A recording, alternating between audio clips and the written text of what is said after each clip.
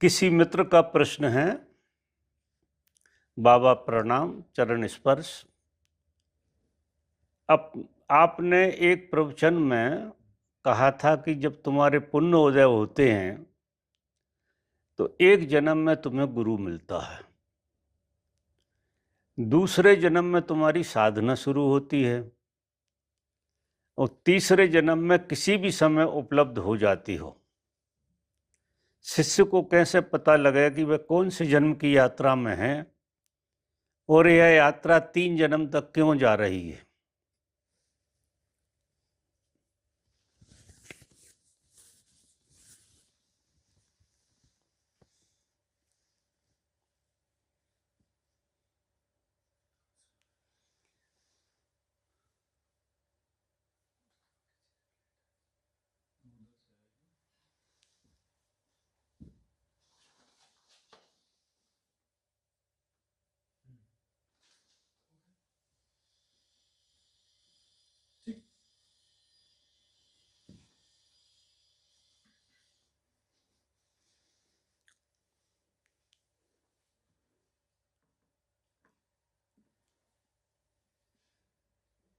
जीवन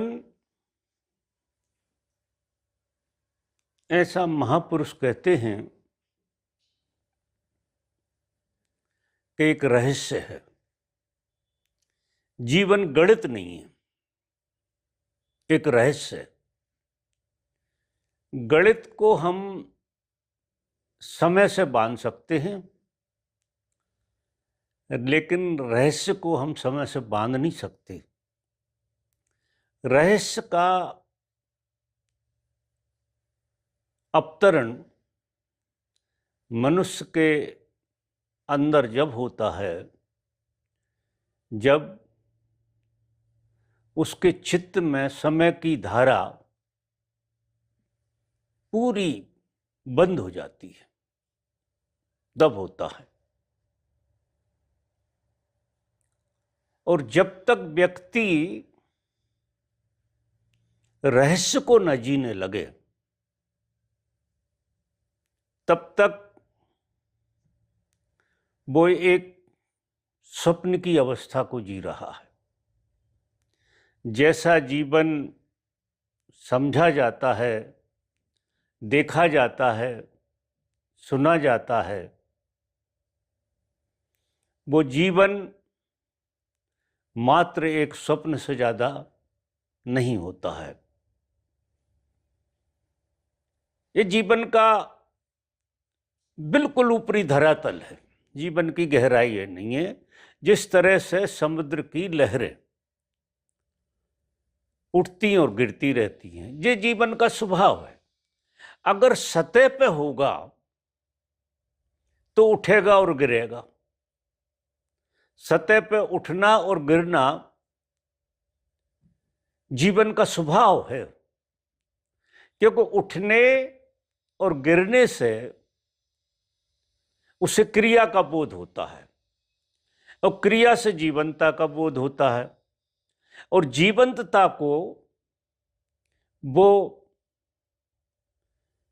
जीवन समझ लेता है। जो बड़ी ना के बराबर चेतना उसके भीतर काम करती है, जो जीवन को उठाती और गिराती रहती है। हम किसी व्यक्ति को देखते हैं या अपने को देखते हैं, तो एक सरफेस पे हम अपने को देख पाते हैं। जो लोग हमको देखते हैं वही हम अपने को देखते हैं। ऐसा किसी के जीवन में नयापन नहीं आता कि जो वो देख रहे हैं वो वही है जो लोग देख रहे हैं। किसी और को देखोगे तो तुम वही देखोगे जो और लोग देख रहे हैं, और कोई दूसरा जीवन को देख नहीं सकता, जीवन के रहस्य को। दूसरा दूसरे को गवाही देता है, कहता है कि ये बात ऐसी है, और तुम तुरंत मान जाते हो। तुम कहते हो, कोई और मान जाता है। जरा देर को भी कोई ठहर के अपने भीतर देखता नहीं है कि मैं जिस चीज को मान रहा हूं या जिस चीज को दूसरों के द्वारा जान रहा हूं, वो चीज क्या सच है। क्योंकि जब तक किसी व्यक्ति के जीवन में अपने प्रति, अपनी समझ के प्रति संदेह पैदा नहीं होता, तब तक वो ठहरता नहीं है। संदेह बड़ी गजब की चीज है, बहुत ही अच्छी चीज है, लेकिन अधिकतर हम दूसरे पर संदेह करते हैं। कभी हमने ख्याल किया कि हम हमारे जीवन पर संदेह कर पाए हैं? और जिस दिन व्यक्ति अपने जीवन पर संदेह करता है, उस दिन वो ठिठक जाता है, आहत हो जाता है। क्योंकि जैसे ही तुम संदेह करोगे अपने जीवन पे, वो जीवन आपको झूठा लगने लगेगा। तो इस तरह की विडंबना जीवन में चलती रहती है।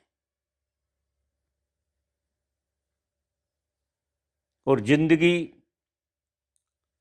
जैसा जन्म हुआ था एक धरातल पे, ऐसे ही धरातल पे जाकर मृत्यु में प्रवेश कर जाता।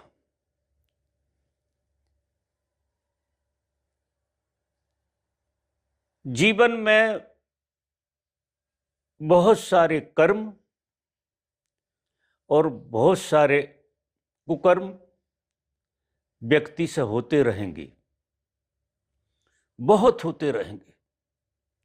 जब तक वो अपने पर संदेह करने के लिए तैयार नहीं है, तब तक उससे भूलें ही भूलें होंगी। तो जिन मित्र ने प्रश्न पूछा है कि 3 जन्म में उपलब्ध, तीसरे जन्म में कोई उपलब्ध हो जाए, ऐसी ही बात नहीं है। आप 1 जन्म में भी उपलब्ध हो सकते हैं और 3000 जन्म में भी उपलब्ध नहीं हो सकते। जब तक ये वृत्ति नहीं जाएगी दूसरे पर संदेह करने की, दूसरे पर संदेह जिस व्यक्ति का छूटेगा, अपने पर जो संदेह करेगा, अपने क्रियाकलापों पर जो संदेह करने लगेगा, जो कोई नहीं करता, आश्चर्य, करना चाहिए। आपको रात में सोते वक्त सुबह से शाम तक की भूलें देखना चाहिए। ये साधक का कर्तव्य है। रोज ये साधना का पहला पाठ, सुबह से शाम तक की जितनी भूलें हुई हैं उनको शाम को एक पन्ने पर लिखो और उनका मनन करो, और आप पाओगे उनमें से 99% बातें व्यर्थ की भूलों में गमाई गई। व्यर्थ की बात, व्यर्थ की भूल हम जीवन में जीते हैं। तो साधक को शुरुआत यहां से करना पड़ती है कि वो रोज अपनी डायरी लिखे। लिखना चाहिए, हर एक को लिखना चाहिए। सुबह उठे हैं, जब से पहला विचार आपके अंदर आया है और सोने चले हैं आखिरी विचार, वो सारी चीज आपको एक डायरी में लिख लेना चाहिए। और फिर सोने के पहले उसे पढ़ना चाहिए। उसमें ये बात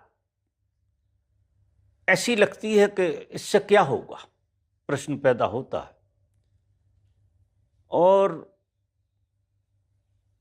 किसी महापुरुष की कही हुई बात अगर आपको ऐसी लगती है कि इससे क्या होगा, तो ये एक जन्म खा जाएगी ये बात, कि किसी की बात तुमने ठीक से सुनी नहीं। अगर तुमने किसी की बात सुनी और उसे गुनी, तो आपके अंदर पुण्य का उदय होना शुरू हो जाएगा। आपकी पुण्य की रूपरेखा शुरू हो जाएगी। मात्र सुनने से नहीं, गुनने से। सुन तो बहुत लोग लेते हैं भूलने के लिए। हम सारी चीजें करते हैं और भूल जाते हैं, करते हैं और भूल जाते हैं। जो भी करते हैं वो कायदे से भूलने के लिए ही करते हैं, उसका अर्थ नहीं निकलता। सिर्फ और सिर्फ आप भूलते हैं, और जो भूलते हैं उसको आप फेस नहीं करते, वो आपके अचेतन में चली जाती है। क्योंकि जो चीज को आप गुनेंगे नहीं, वो आपका अचेतन का हिस्सा हो जाएगी और वो बार बार उभर उभर के आपके जीवन में आएगी। तो अगर आप इस तरह से शुरुआत करते हैं तो आपकी पुण्य की यात्रा शुरू होती है। निश्चित ही रेशो पुण्य का जब तक आपको उदय नहीं होता, निश्चित ही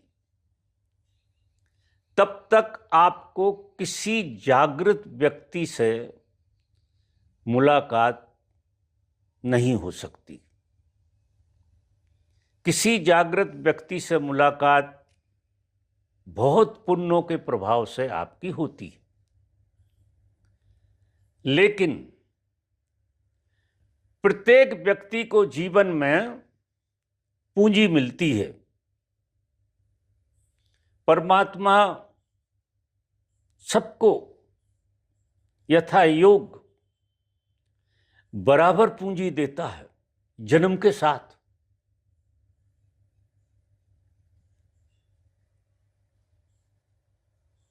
अर्थ, धर्म, काम, मोक्ष, इन चारों की पूंजी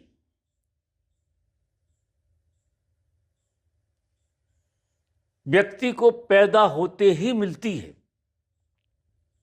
आप आश्चर्य करेंगे, सब कुछ लेकर पैदा होते हैं आप, और हर जीवन में उस पूंजी को लुटा देते हैं, मिटा देते हैं, निष्क्रिय कर देते हैं। और आप की मृत्यु कंगाली, जब आप बिल्कुल कंगाल हो जाते हैं, कुछ आपको अब लुटाने तक नहीं बचा, मिटाने तक नहीं बचा। तुम किसी चीज को नष्ट नहीं कर सकते, अब कुछ बचा ही नहीं है नष्ट करने के लिए, मिटाने के लिए। ऐसी अवस्था में फिर तुम मिटोगे, क्योंकि तुम्हें मिटाने की पड़ी थी आदत। तो तुम क्या करोगे, अपने को ही मिटा दोगे। तो कई लोग तो बीच में ही मिटा देते हैं, क्योंकि कुछ मिटाने को ही नहीं बचा, तो फिर वो कहते हैं हम अपने को ही मिटा देते। ऐसी स्थिति आती है। और आप देखो कि आपको धनी पैदा किया गया था, सारी पूंजी जीवन के 4 महासत्य हैं जो तुम्हें जीवन के साथ ही उपलब्ध होते हैं, उसमें अर्थ भी है, धर्म भी है, काम भी है और मोक्ष भी है। और इन चारों चीजों को बढ़ाना जीवन का लक्ष्य होना चाहिए। इनको मिटाना नहीं, बढ़ाना। अगर बढ़ा ना सको तो ज्यों की त्यों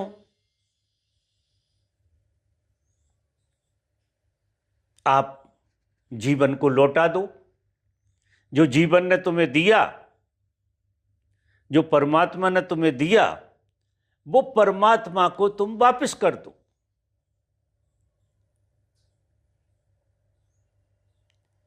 तब तुम्हारे जीवन में गुरु का मिलना होगा,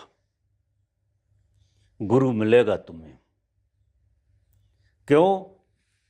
कि जिस व्यक्ति ने ज्यों की त्यों चदरिया रख दी हो, जैसी उसे मिली हो वैसी की वैसी रखती हो, उतनी पूंजी, जितनी पूंजी मिली थी वो ज्यों की त्यों लौटा दी।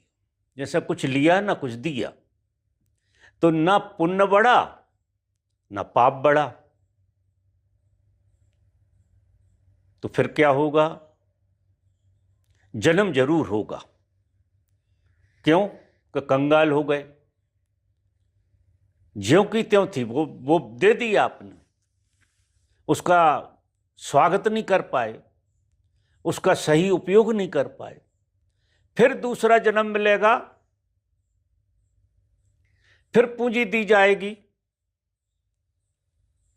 चूंकि तुमने इतना पुण्य तो किया था कि पिछले जीवन में पूंजी को ज्यों का त्यों लौटाया था, तो परमात्मा तुम्हें थोड़ी जरूरत से ज्यादा पूंजी देता है। कि इतने योग्य तो थे कि तुमने ज्यों का त्यों लौटा दिया। तो परमात्मा कह के उसमें आता है, करुणा आती है कि इसको पूंजी थोड़ी और देना चाहिए, ये योग्य है। फिर आपका जन्म होता है, दूसरे जन्म में फिर गुरु मिलता है आपको, और गुरु की तरफ तुम्हारा प्रेम भी जगता है। जितना गुरु की तरफ तुम्हारा प्रेम जगेगा, एक पुण्य तुम्हारे जीवन में घटना शुरू हो जाएगा। पुण्य घटेगा, फिर जो पूंजी है उसका तुम पुण्य के कारण इतना सही उपयोग करोगे, इतना सही उपयोग करोगे कि उस पूंजी को तुम 1000 गुना बड़ा कर लोगे। इतना सही उपयोग करोगे।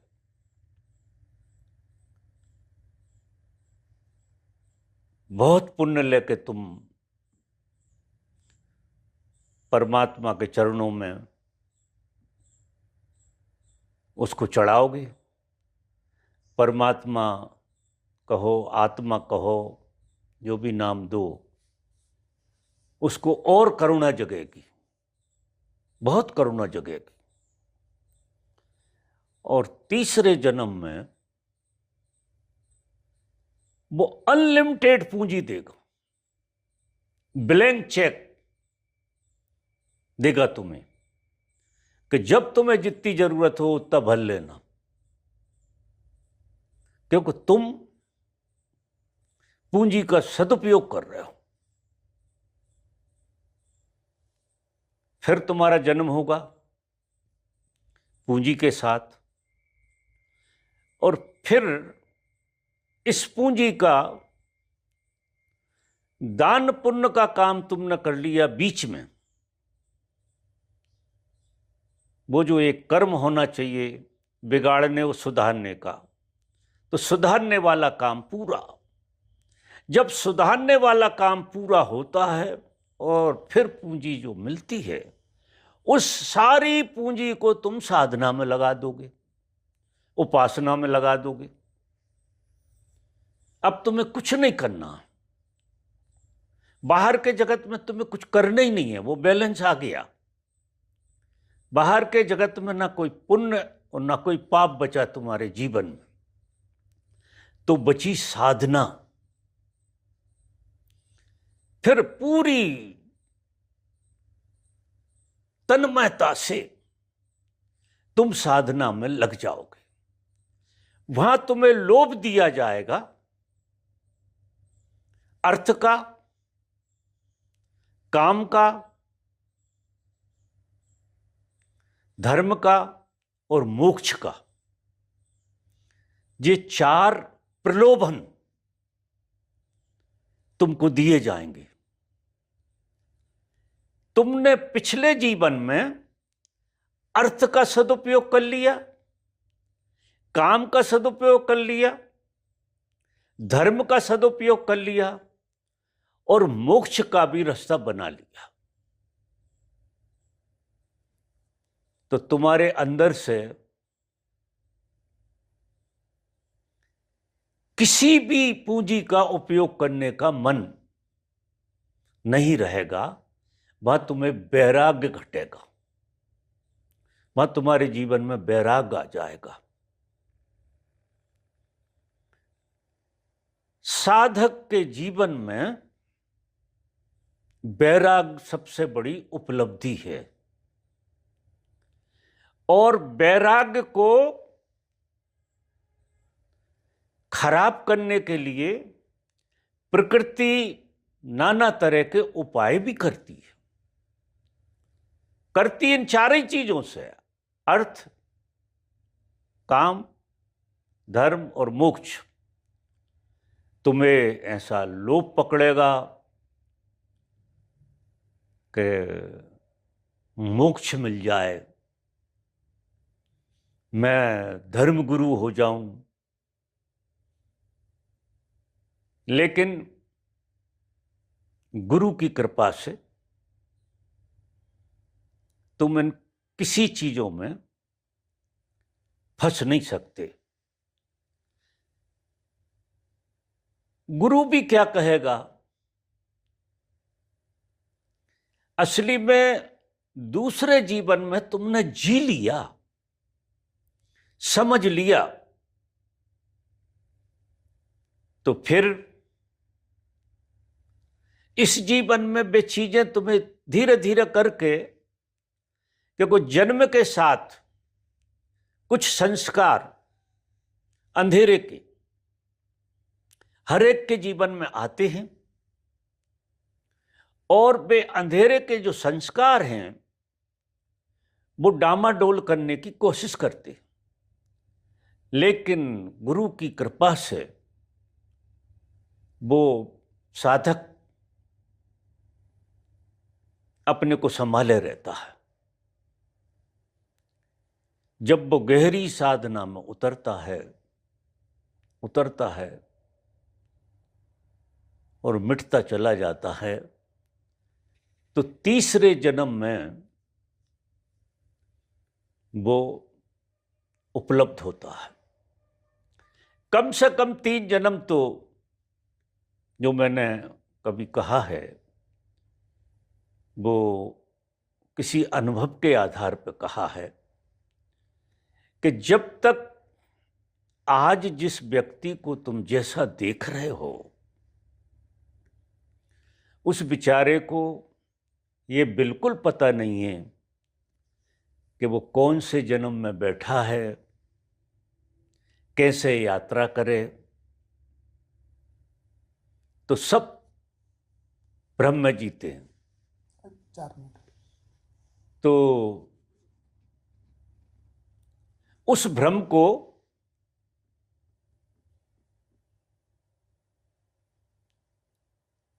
समाप्त करने के लिए